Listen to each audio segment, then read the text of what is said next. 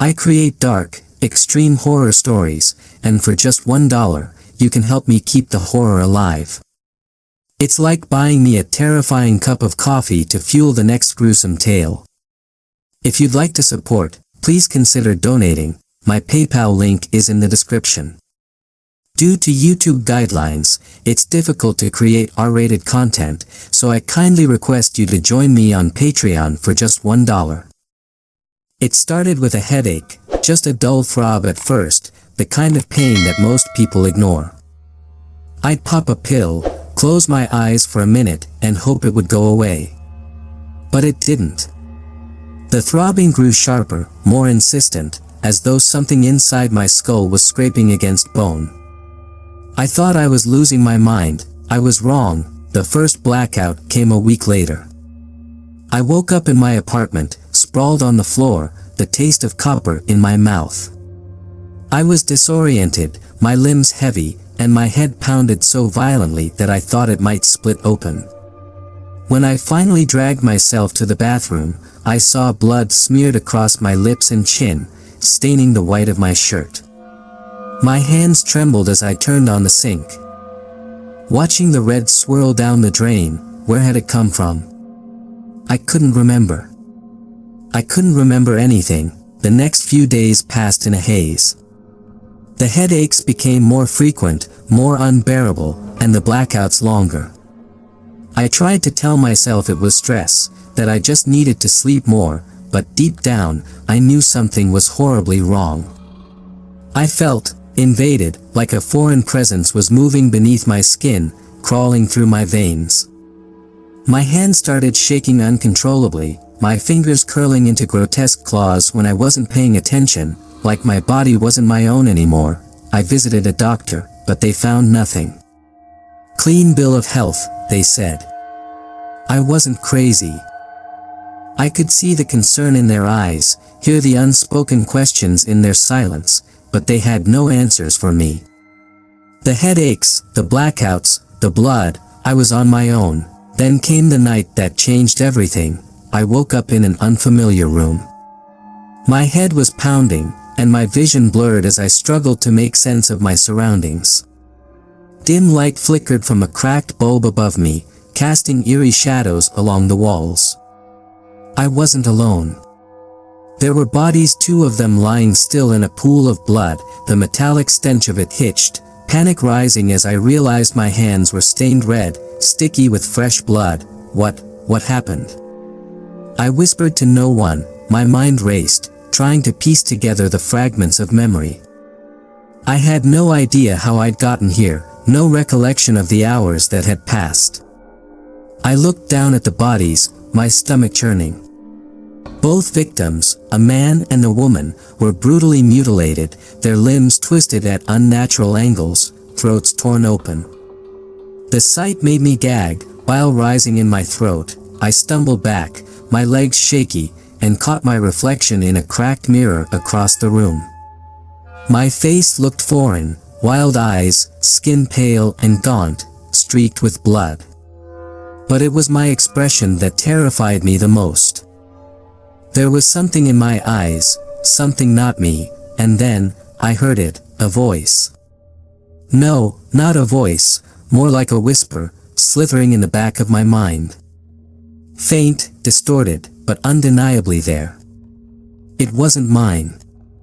My own thoughts felt distant, smothered under this foreign presence. I could feel it now, coiling inside my brain like a snake. We are one, I screamed and slammed my fists into the mirror, shattering it. Glass shards bit into my skin, but I barely noticed the pain. The voice persisted, growing stronger, more confident. You belong to me. I bolted out of the room, my heart racing, my body trembling. I didn't know where I was, or what had happened, but I couldn't stay there. I ran through the narrow, dimly lit hallway, past peeling walls and broken windows, until I found a door that led outside. The cold night air hit me like a slap, but I kept running. I needed to get away. Away from whatever had just happened. Away from me, but there was no escaping it. Whatever this thing was, it was inside me, in my head, and it wasn't going to let me go. I don't know how long I ran before I collapsed on the pavement, my lungs burning, my legs giving out beneath me. I was shaking uncontrollably, my mind spinning with so real, so alive. Was I losing my mind? Was this some kind of psychotic break? I couldn't think straight. My body felt wrong, like it wasn't mine anymore. My arms twitched involuntarily, my fingers flexing and curling on their own, and I could feel something moving beneath my skin, a subtle, crawling sensation that made me want to tear at my flesh. I staggered to my feet, my vision blurring again. I needed help. I needed to see someone, anyone who could explain what the hell was happening to me. But as I turned the corner, stumbling down the street, I caught sight of something out of the corner of my eye. Something wrong. A man was walking toward me. Just a regular guy on his way home. But there was something in the way he moved, something unnatural, like his joints weren't quite right. His neck was twisted at an odd angle, his head tilted unnervingly to the side, and his arms hung limply at his sides. As he got closer, I saw his face. His eyes were wide, vacant, his mouth hanging open in a silent scream, and I knew, without a doubt, that I had done this to him. That thing inside me had done this. Suddenly, the voice returned, louder this time, its words chilling me to the bone. I'm just getting started. The next few days were a blur of fear, pain, and horror. The blackouts grew longer, the headaches more intense, until they felt like my skull was being split open from the inside. I lost control of my own body, my limbs moving without my command, performing horrific acts that I couldn't stop. I was trapped in my own skin, a passenger to whatever grotesque thing was taking over. The doctors couldn't help me. I visited 3 different specialists, each more baffled than the last. They ran every test they could think of, MRIs, CT scans, blood work, but nothing made sense. Physically, I was fine. Mentally, they said I was deteriorating, but they had no explanation for the hallucinations, the black that I began to understand. They were hidden in the attic of my childhood home, buried beneath old boxes and forgotten keepsakes. Journals belonging to my mother, journals she had kept secret her entire life. I was born with a twin, a malformed, stillborn twin. My mother had never spoken about it, not even to my father. She had tried to forget, but the birth had haunted her, and she had written about it in detail, about the malformed mass that had been removed from my body at birth. They had told her it was harmless, a vestigial twin that had never developed, just a collection of cells and tissue. But she had never believed them. The journal pages felt brittle in my hands. Yellowed with age, yet the words on them seemed to crawl off the page, embedding themselves into my mind. My mother's frantic handwriting became more unhinged as I read further, detailing nightmares she had suffered after my birth. Nightmares of a shadowy figure watching over me, whispering promises of control, possession, and death. The doctors say it's just nerves, that I'm paranoid after the difficult labor. But I know something is wrong. The thing they took out of her, it's not dead. I can feel it. The words made my blood run cold. My mother had been terrified of me. Not of me, exactly, but of whatever had been inside me, something that never should have lived. I flipped through more pages, desperate for answers. The further I read, the more disturbing her entries became, filled with descriptions of strange occurrences in the house, objects moving on their own, whispers that only she could hear, dark shadows looming over my crib. She'd written about feeling watched, followed, and finally, possessed. It wants her. It was supposed to be her twin, but it's been feeding off her. I see it in her eyes sometimes, when she's angry, when she's sick. Something looks out from behind her gaze. I don't know how much longer I can pretend. Read the final entry, dated only weeks before her death. The cult, the ancient texts, they talk about the fusion of souls, about the creation of a vessel for both the living and the dead. They wanted to create something that could live on, a host body that could carry not one, but two souls.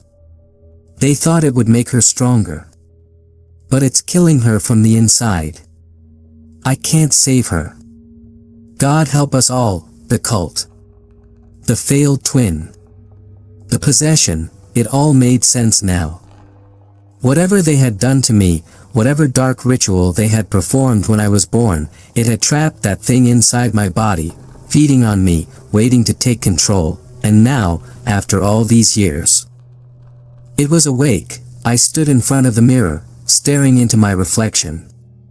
The person looking back at me was no longer me. My eyes had darkened, the whites tinged with red, and the skin around them had sunken, hollow. My cheeks had become gaunt, my hair thin and lifeless. But it was the way my body moved that terrified me the most. My limbs twitched and contorted on their own, as though they were trying to break free from my control. Every time I looked into my own eyes, I could feel it, something moving beneath the surface. Something alive. My fingers curled involuntarily, stretching in unnatural directions, the bones shifting under my skin. A sickening crack echoed through the room. And I gasped in pain as one of my fingers twisted backward, dislocating at the joint. I tried to scream, but the sound was strangled, caught in my throat as I stared at my hand in horror. The finger snapped back into place as quickly as it had dislocated, the pain subsiding in an instant, leaving behind a numbness that spread through my entire arm. The thing inside me was trying to take control.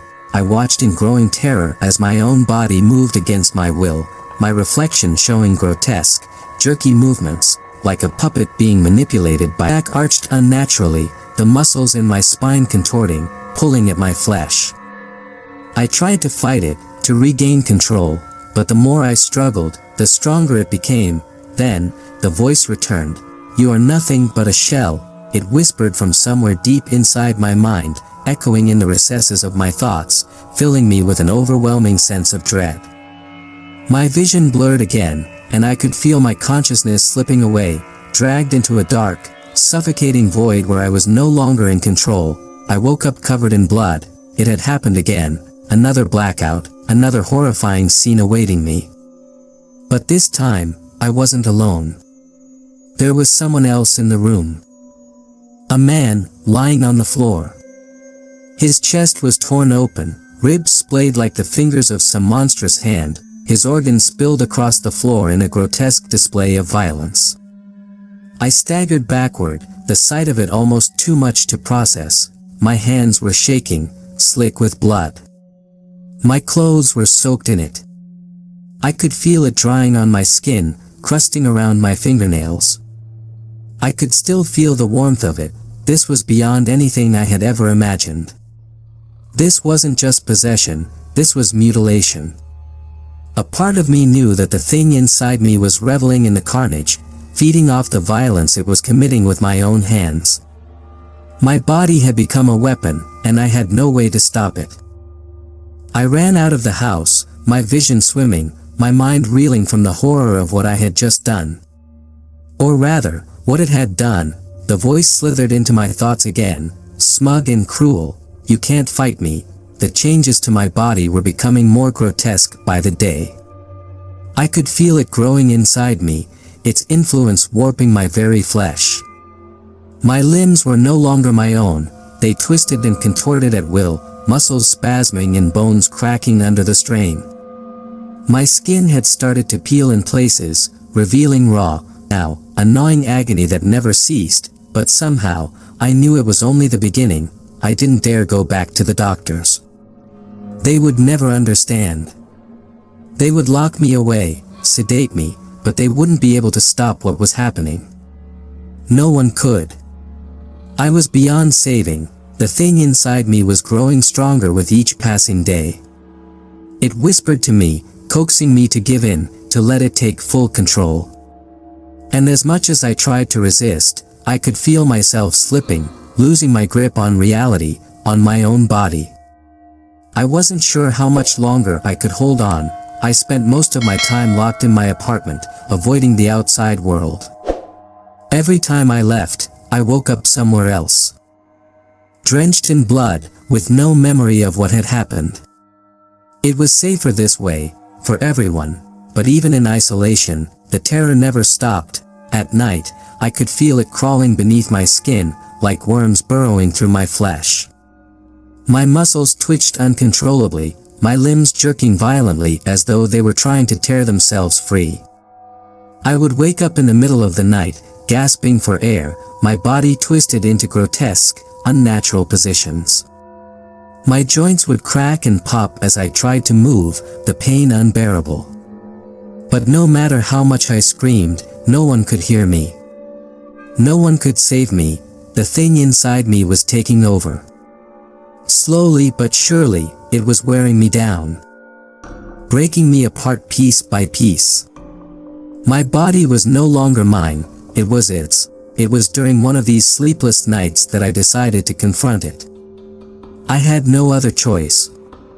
I couldn't live like this anymore, trapped in a body that was no longer my own, slowly being consumed by something I couldn't even see.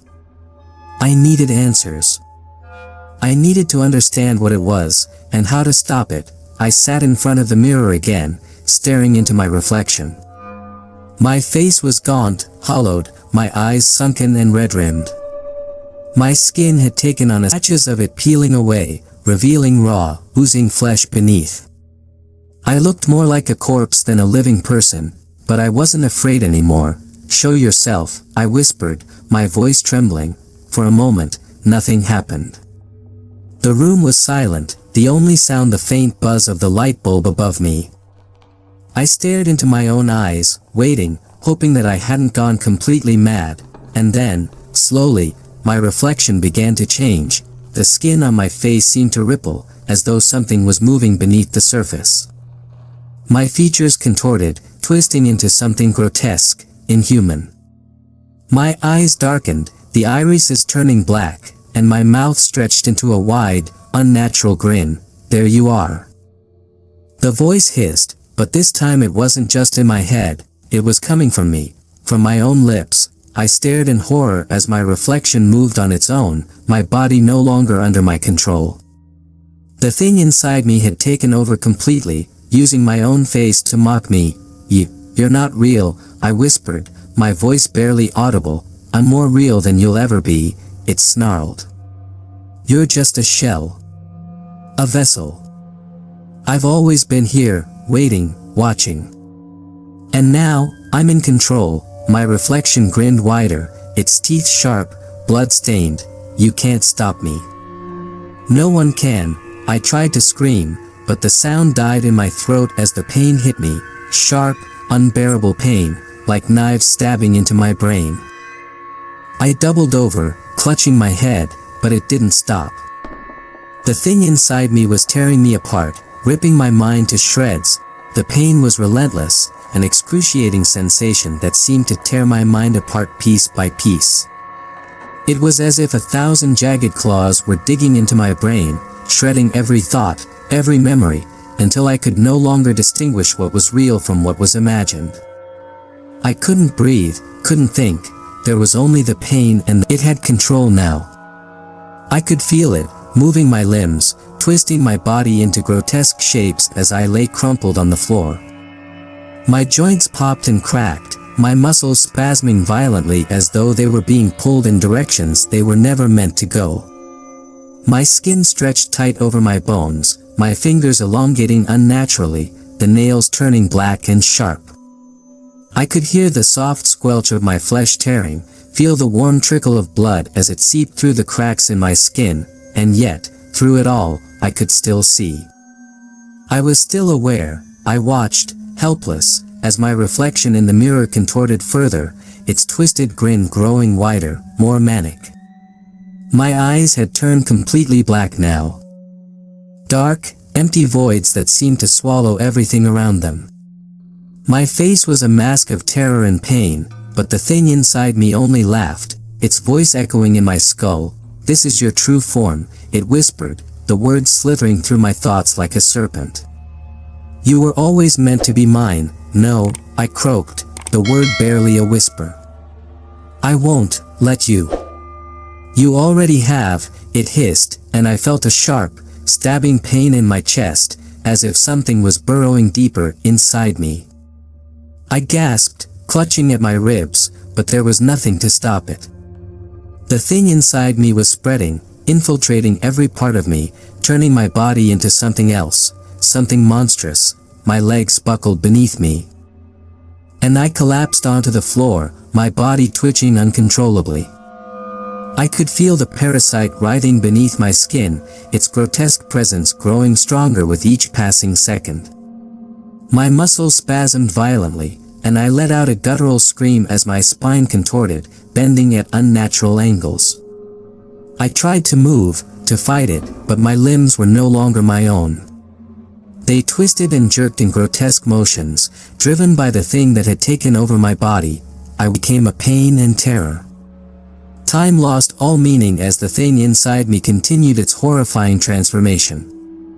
My flesh warped and shifted, bones breaking and reknitting themselves in ways that defied nature. My face no longer resembled anything human, my jaw had elongated, the skin stretched tight and pale, my eyes sunken deep into their sockets, now nothing more than dark pits, but worse than the physical transformation was the knowing. The awareness that, though I was trapped inside this shell, the thing inside me could see, could feel, and could act. It was using me like a puppet, manipulating my every move, and I was powerless to stop it. There were moments, brief, fleeting moments, when I could feel myself resurface, fighting desperately for control. But each time, the parasite pushed me back down, suffocating my consciousness with its overwhelming presence. It was in those moments that I realized the horrifying truth: this was no longer just about survival. This was a battle for my soul, and I was losing. I don't know how much time passed before the door to my apartment burst open. My vision had become a murky haze, but I could hear the frantic footsteps, the sound of someone calling my name. It was Greg, my boyfriend, the only person I had confided in about the strange happenings before everything spiraled out of control. He must have come looking for me when I didn't respond to his calls. Emily. Oh my God, what happened to you? I could barely lift my head, my body too twisted and broken to move. My vision swam, and through the fog of pain, I saw Greg standing over me, his face a mixture of horror and disbelief. I wanted to warn him, to tell him to run, but the words wouldn't come. My throat had constricted, my vocal cords no longer functioning the way they should, but the thing inside me, it could speak. Help me, I heard my own voice say, but it wasn't me. It was the parasite, using my voice to lure him close beside me, his hands trembling as he reached out to touch my face. Jesus, Emily, we need to get you to a hospital. What the hell is happening? As his fingers brushed against my skin, I felt a surge of electricity course through my body, a jolt of power from the parasite. My muscles spasmed, and before I could comprehend what was happening, my hand shot out, grabbing Greg's wrist with a grip so strong it made his bones crack. Emily, what the? His words were cut off as my body lunged forward, faster than I thought possible. My nails, sharp and blackened, slashed across his throat, and blood sprayed across the room in a violent arc. Greg's eyes went wide with shock. His hands instinctively flying to his neck to staunch the flow of blood, but it was no use. I screamed. Or at least, I tried to scream. But the thing inside me had silenced my voice, leaving me to watch in mute horror as Greg's life drained away before my eyes. His body convulsed, his mouth opening and closing as though he was trying to say something, but no sound came out. Within seconds, he was dead, his body crumpling to the floor in a lifeless heap, and I had killed him. The parasite reveled in the violence, feeding off my horror, my guilt. I could feel its satisfaction, its glee, as it twisted my body into even more grotesque shapes, warping my limbs until they were barely recognizable. My skin had turned a sickly gray, patches of it peeling away to reveal raw, pulsing tissue beneath. My bones jutted out at odd angles, the muscles and tendons stretching unnaturally to accommodate the parasite's growing presence. I had become something else, something monstrous, but even in my broken, mutilated state, I could still hear it whispering in my mind, taunting me, "You can't stop me. I am stronger than you. I will consume you, and when I do, you will be nothing more than a husk." A hollow feel myself slipping further away, my consciousness fading as the parasite tightened its grip on my mind. But in that moment, something inside me stirred, a spark of defiance, a flicker of strength that I hadn't felt in days. I couldn't let it win. Not yet. With every ounce of willpower I had left, I forced my body to move, to fight back against the parasite's control. It was agonizing. Every movement sent waves of pain coursing through my body, but I didn't care. I couldn't care. I had to fight. I had to reclaim what was mine. The thing inside me screamed in rage, thrashing violently as I wrestled for control. My muscles twitched and spasmed, my limbs jerking erratically as I struggled to regain power over my own body. For a brief, glorious moment, I felt it weaken, felt its hold on me loosen, if only slightly, but that moment was all I needed.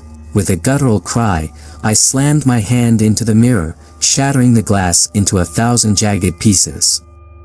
The reflection that had taunted me for so long was gone, replaced by shards of broken glass and blood. The parasite screamed again, this time in pain.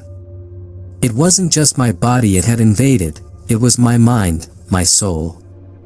And by breaking the mirror, I had broken its connection to me, but I wasn't free.